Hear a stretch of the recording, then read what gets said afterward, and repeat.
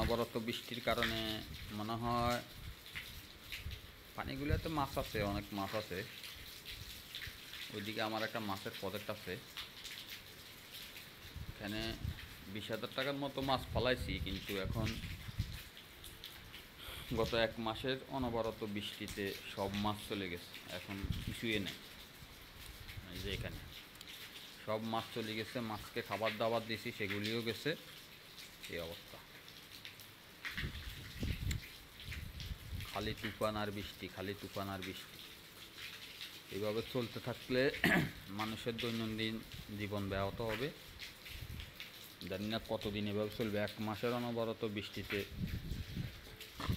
খুবই দুরবস্থা, খুবই দুরবস্থা, খুবই খারাপ আকাশের।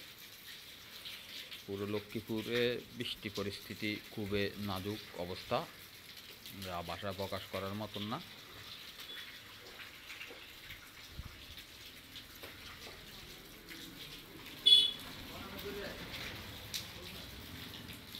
নাজুক অবস্থা আকাশের,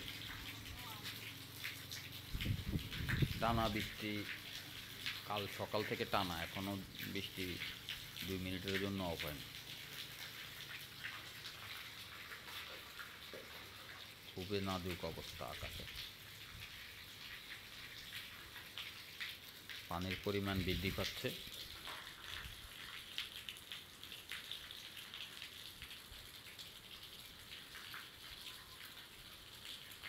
যাই হোক, এই হলো বৃষ্টির সর্বশেষ পরিস্থিতি লক্ষ্মীপুরে।